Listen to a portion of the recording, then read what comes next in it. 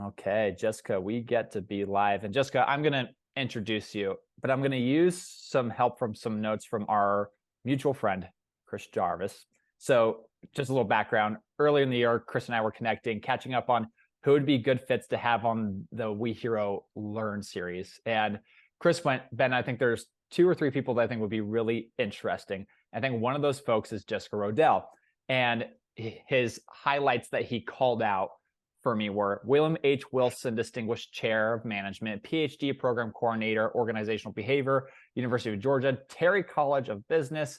But more so, Chris told me that you have a lot of research that you've done over the past decade around employee engagement and volunteerism. You even have an article that many of us have probably read that are watching this right now on HBR. And I think that was titled Volunteer Programs That Employees Can Get Excited About. I've definitely read this when it was released back in February 2021, and I think many people have. But that's just my long way of saying welcome. So excited to have you here and so excited to have this conversation. Thank you. Thanks, Ben. I'm happy to be here. Yeah. I think Chris is happy. I did too. Chris will be very happy. And so to our dozens of followers, one of them being Chris, which we appreciate, I'm hoping that he will enjoy the interview as well. Well, good. He's wonderful. So I'm glad he recommended it. Yeah, he is an incredible guy. I'm always jealous of his facial hair as well. Just one of the things I'm really trying to work on myself. But I think, Jessica, what people are going to be excited to hear from you about really is employee engagement, especially at this time. I think, in every conversation, at least that we're having at WeHero, we're hearing really struggling getting engagement numbers. And that could be engagement, broadly speaking, but in many cases is getting engagement numbers with our volunteer programs. And you had a bunch of great points in that HBR article that you wrote back in 2021 about how to make volunteering fun and exciting and engaging. And you had a very similar vision to how you could do that WeHero has. How do we make stuff unique and exciting and really experiential? And I'm curious, have any of your views changed now that we're in 2023 in this environment? Are there any tips or tricks that you're noticing that companies are using to get good engagement in these programs during these times? Man, you start out with a hard one right off the bat. We like to dive in. It's interesting. There was so much change when everything went virtual, right? And we saw this shift in, well, first of all, dropping a lot of these programs because there was such a scramble in the beginning and the change in the work environment for people to know what to do with these programs. And then tempting to bring them back because I think companies that did and people that were involved in them, even when these programs were run remotely, were looking for the same things they were before, but had been stripped away in the pandemic. That social connection, that sense of belonging and purpose and self-worth. And, we get a lot of that in our jobs and in the job tasks, which stayed when we went home. But so much of that is in the environment of the interaction with other people. And people were still looking for that. So I did see some of it shift online. To be honest, I don't know how effective it was in that virtual. I can speculate for you how effective I think it might have been in that virtual format. And it would be the same speculation that I would have with engagement about anything in the workplace, which is when you have an established, I'm going to share it, but if you don't want me to, you tell me and we'll move on to something else. We want to hear it. Is when you already have the established relationships, that transition wasn't so negative because we already know each other. We already have a social connection. We have a sense of meaning and purpose and value in what we do together. We can transition on Zoom or some other online platform, and we don't maybe love it as much as being in person, but we can still connect. Whereas brand new employees coming into the workforce or people trying to volunteer for the first time or create those social connections, now it's much more complicated with that barrier between us. So I saw it as a good Band-Aid in the interim when we needed to do something to try to have those types of connections and impact with each other and in our communities, but not something that would over the long run be sustainable and have the same positive benefits as more traditional involvement. We would notice that all the time because we would run hundreds of these volunteer experiences, and you could tell the groups that we know each other, we have relationships, we are excited to get together. Then you have a group of new hires that, half of them show up for the event. If they are there, cameras are off, not very interactive, and you would notice a lot of that. So I think this movement that we're seeing to a lot more hybrid and in-person is hopefully helping get these people, you almost want to call it socialized, but more comfortable with their peers and comfortable with the brand and the company. And, Jessica, you talk a lot about boosting engagement. And I think, obviously, like in some of the pieces that you write, you give great tips and advice for people that haven't read some of your work. What are some of the top pieces of advice that you give for boosting engagement? Top tips and tricks maybe that companies can do to boost that engagement number. Sure. And I'm talking specifically here about volunteering programs. Yes. That's what we want to be talking about. Okay, cool. It's an interesting, I clarify because once you use the word engagement, my work spans two main areas. And one of them is this volunteer component. And the other one is just employee engagement at work in general, which they have some similarities, some common components that live underneath them. But they also have some unique differences. So in terms of volunteer engagement, I think it's the core aspect, and as you know, because you read the HBR, and in that one, I talk about a couple of things. The same one always stands out to me over and over when I'm working with companies and studying and looking at this specifically, is that it needs to be meaningful, that we are volunteering to fulfill some greater underlying purpose, whether that's sense of self-worth, connection with others, having some value that's beyond us, contributing to something that's beyond us. Volunteering creates a unique opportunity for us to fulfill those core psychological needs. And to the extent that we can structure our volunteering programs so that they meet those needs, then they're going to be more beneficial. They create that buy-in, or what we would call in our field intrinsic motivation. We're not doing it because we're told. We're not doing it because there's some shiny reward at the end.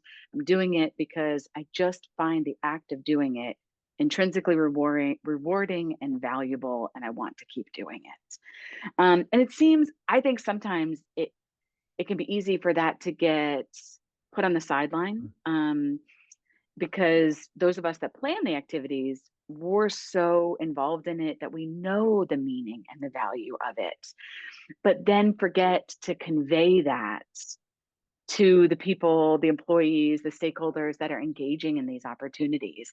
And we need to make that leap and transition. And I think in several of the things I've done, whether they're actual working with companies or doing lab experiments with undergraduate students and getting them involved in the community to see how it all plays out, it can be as simple as learning about the mission of the organization you're helping, hearing stories of recipients and beneficiaries of the work that you're doing, just taking that moment to really let the meaning of what you're doing sink in. I'll say I haven't done this yet, but I have encouraged a few folks to do it, and I don't know if anyone's gone through with it.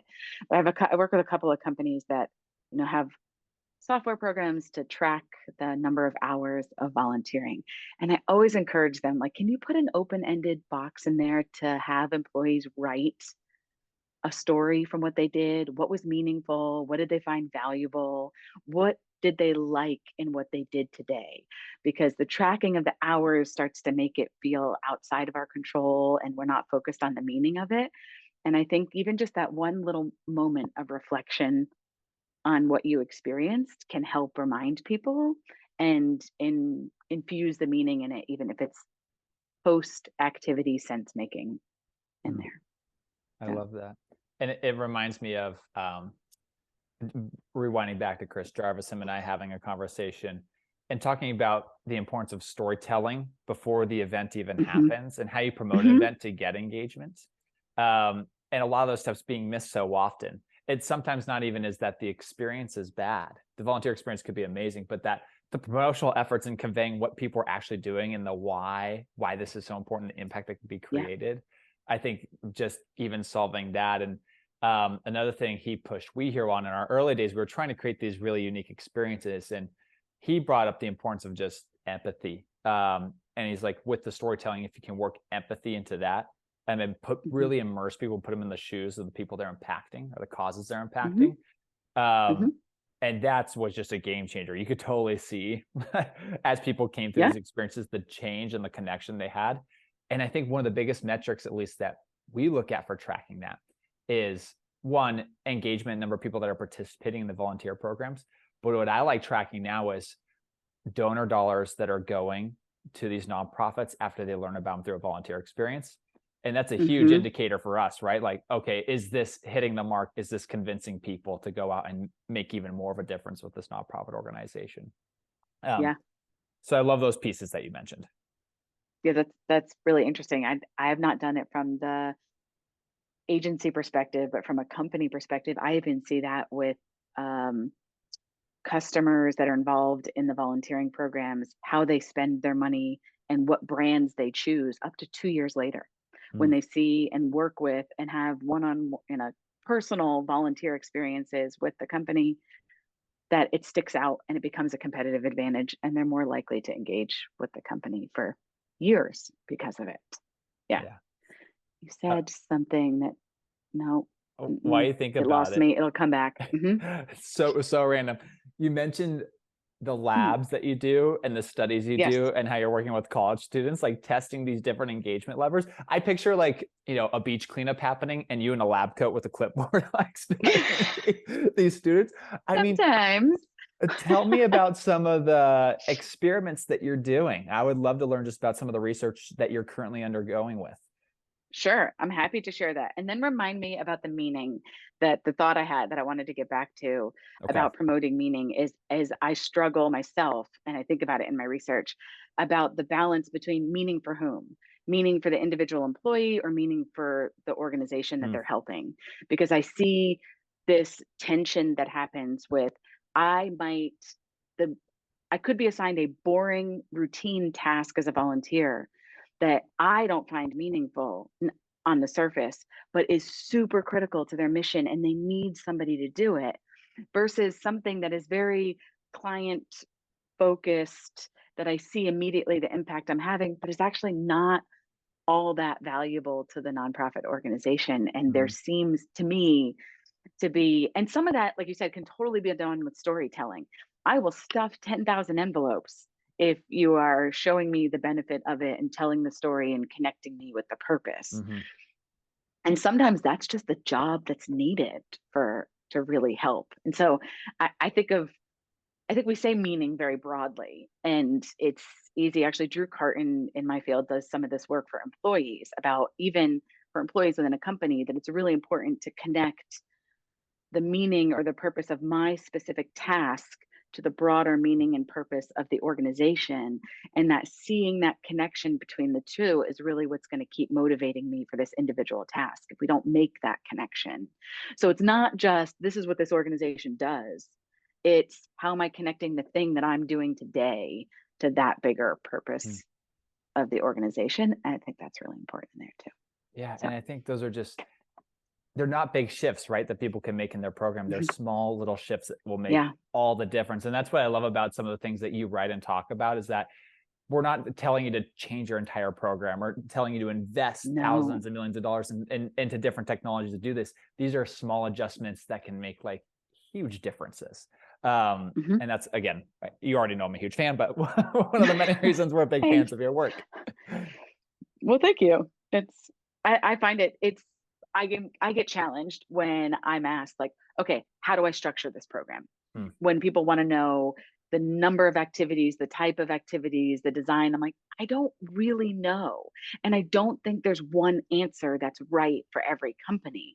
What I study and what I think about is the underlying psychology and the mechanisms there, that we need to have good fit with what the culture of the company is, that there needs to be meaning and purpose infused and communicated in it. And when we think about those things, if they all line up, then that either dictates what the logistics look like, or it works for all of them, if we have those core components underneath. Yeah. So, okay, so you asked about studies Yes, I that I'm think it's, working on. So, yeah, studies are working on it. I think that answers my question that I always have for people like you, like, what's exciting you right now about this space? And I think we're going to get the answer to both those. yes, I think so. I hope so.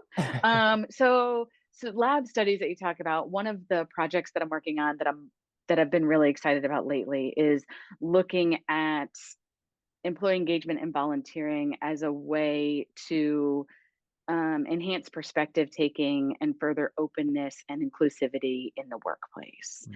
That this could be a natural tool where it puts people in new situations, where it breaks down barriers, not just between employees and other people in the community, but even between employees within an organization. We may have completely different positions of status within the organization, and we go volunteer side by side, making us peers. Mm.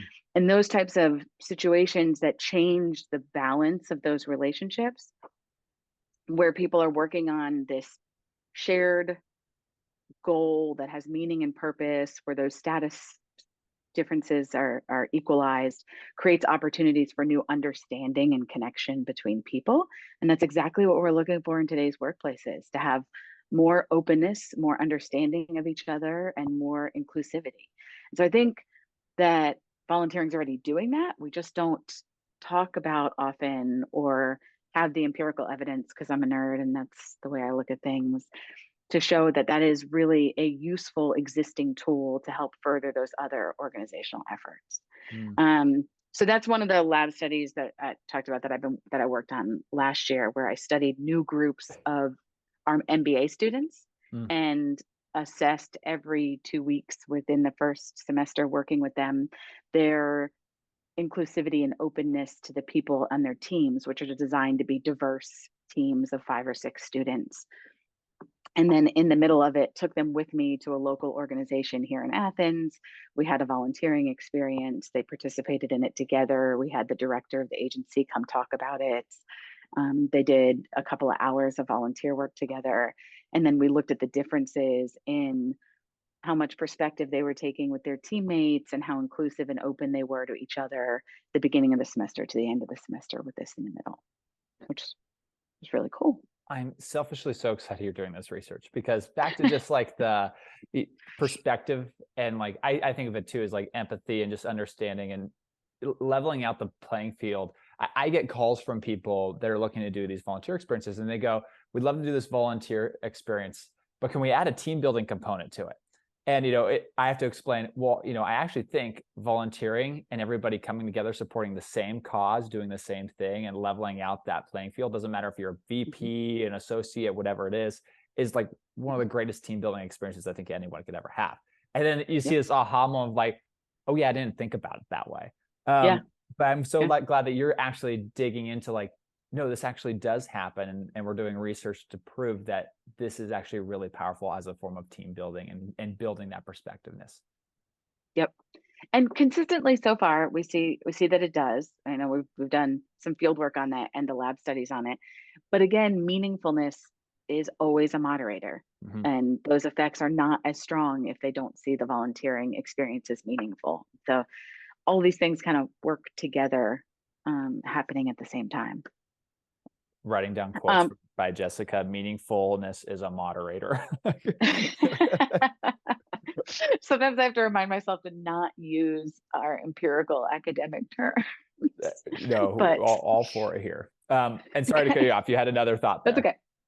okay. No, that's okay. I was just, before we switch subjects, if you wanted to, I was going to talk about the other project that's ongoing, but Please. I'm happy to continue if you had more things.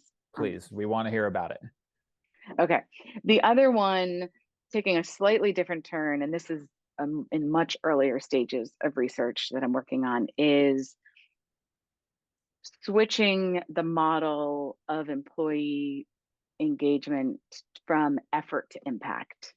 So how do we, so I think that most of the work that I've done, I started because I'm in a business school and think about the corporate world, and wanted to make the case that companies should have these programs.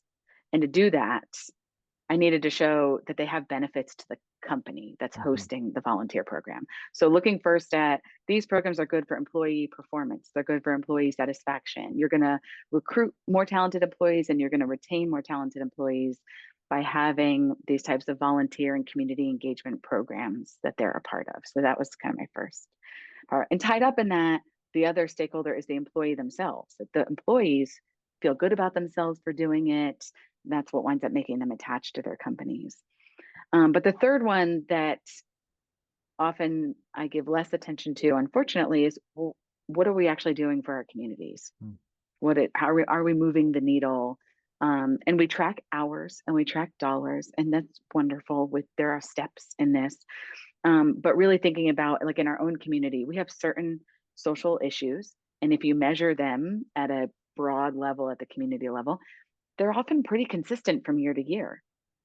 Um, our, and how can we leverage the power of employee volunteering programs to make sustainable long-term differences within our community? So I'm working with a local company that's trying to develop a program. They picked the topic based on a specific community need, based on a wellness survey that's done in our community every year, and have developed a plan to tackle that need and set specific objectives of how to, this one's involved with literacy, third grade reading level, how to move the needle a certain percentage over a 2-year period, designed a program. We have a pilot school and a test school that we have the volunteers going in and tracking not just each individual child's improvement over the 2 years, but also comparing this at a school level, the reading levels from the ones with the community engagement and the ones without. So I'm really excited to be part of it. It's a bigger, longer term project.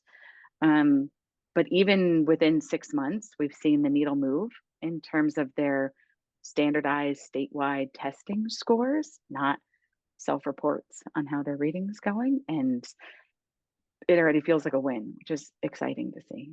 Yeah. But I love that you're doing that study, because you're right. So many companies look at this and they look at the ROI, which is not return of impact, it's return on our investment in this internally, right? Should be return of impact, I wish. Yeah. But I think it's great that you're looking at that. And I think there's so much value in, instead of going, hey, to our 10,000 employees, we want you to volunteer 8 hours a year and go volunteer wherever you see fit. I think there's a lot of value in companies going, we've surveyed our employees. We know that these cause areas in our community are near and dear to your hearts. We're going to focus all of our energy, our volunteer efforts, our donor dollars to these 1 or 2 different areas, and then really track and measure where the needle moves. And we've noticed that just on our end as well, just seeing engagement naturally go up as a result. And I think people are incredibly smart, right? Excuse my French, our bullshit meters are really good now. We know, like, where we're coming into experience and like, oh, this is just busy work. I'm just here showing up to do something. We can read really quickly, like, oh, this is actually making impact. I can see this connection. And I see what my company's doing in the big picture and why I'm a part of that. And I just see that drive far more success. And for companies that are really looking for just how do we boost engagement numbers, it'll come if you invest in that, in my belief. So again, very excited that you're studying that, because a lot of this is us going like, oh yes, that's we really believe that's how it works, but it'll be nice having actual data and research to back that. Yeah, I think so too. I think it's fun. I've always grappled with, again, the balance, and this is in that HBR article a little bit you talked about, between, right, should companies choose where the efforts are going to be directed, or should individuals? And from a psychology perspective, people are going to be more motivated when it's an autonomous decision. And that would say, oh, we should let everybody choose whatever volunteering activity they want. But on the flip side, we're more motivated when we have a social collective experience where there's that shared goal and we're going to achieve something. And so if you can argue either way, how do we create the right type of a program that capitalizes on all of that? And I think there is a happy medium in what you're saying, right? You survey everybody, everyone has voice and they have input, and you're trying to come up with this plan together, but then you articulate the plan and you're all on board working to accomplish something, creates that buy-in for everybody. I couldn't agree. I couldn't agree more. Yeah. Is there any more research that we should talk about that's exciting you right now, Jessica? Current research. Probably not. I want to tap into one, but we're just so early in it, because it has to do, it's a qualitative paper, which is not my typical area of research, but it is on the sincerity of these programs and how they are communicated from the top through, which kind of fits with what we were just saying about how all of it's communicated and how we create these programs as a collective. But what we're trying to really look at is the same as what we see in a lot of initiatives, that when you convey the sincerity of why the organization's doing it, that cascades down from the top through employees and gets communicated, and that adds to the buy-in in it. So, but That's a, beyond that, no.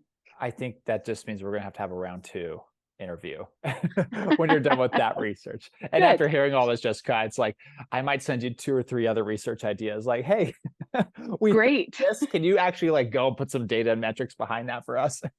Yes, fantastic. I would be happy to talk about that. Um, I know we're at, almost 30 minutes. So just 2 more quick Huh, questions for you. yeah. One, you're obviously like studying volunteering and you're passionate about it. In your own personal time when you volunteer, what do you love to go do? What are causes or nonprofits that you like to support? Oh, that comes at such a tough time because I just took myself off of a volunteer activity yesterday, trying to rebalance my life, and it was so painful for me to do it. That The guilt that I just hemmed and set in hawed for a long instantly. time. And I was like, yeah.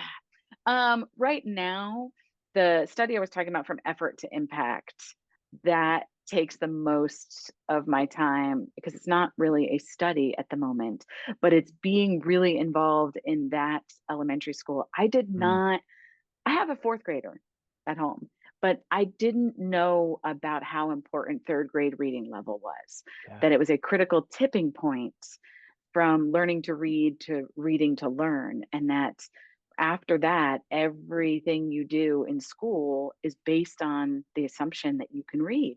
Mm, And you just fall so significantly far behind, which isn't, I mean, it's impactful for the students and how they do in fourth grade, fifth grade, sixth grade, but is changes the trajectory of their lives and the stability and health of communities with if you don't have a solid education to build off of. So doing this particular project in our community has made that very salient for me. And seeing that if we get this right, that the idea is to roll it out for every elementary school in our county and the neighboring counties and have that grow, seeing the potential of what that can do is really empowering for me right now.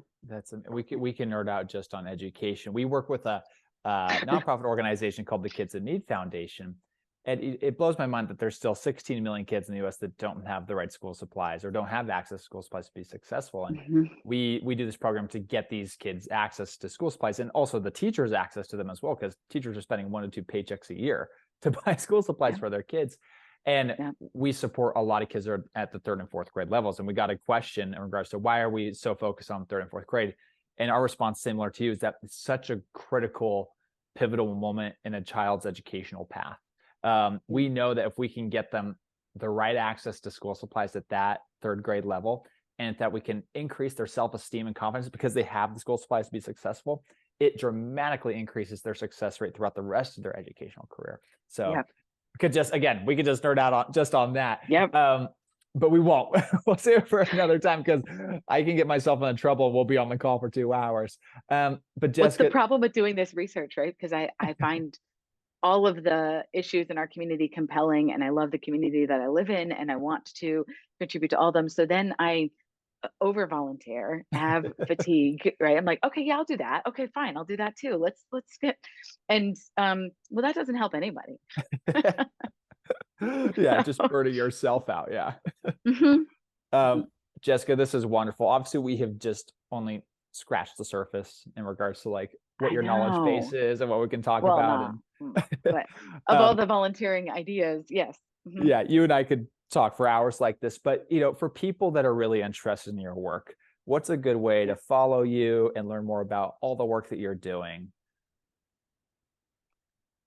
That is a nerve-wracking question for a person that has never even had a Facebook account. So that's a really good question. Um, I don't know the answer to that. I'm so sorry. That's good. That's great. It's a great point, and I should do better with it. But I do not have any social media presence whatsoever. I mean, you could. The university does here, and I share my research through that or with Chris. But honestly, this will be the part you get rid of. I think we can keep it in. I love that you're off social media. That's you're like a unicorn, Jessica, and we should applaud that. Um, But Not really, because this is important stuff. And, I just went to, and I'm sorry, I don't want to take more time either. I just went to this conference with a bunch of academics about really what's our role as academics in getting our research out there to affect practice, and how do we best do that? Because let's face it, you're not going to comb the university library and read the dense academic articles for it.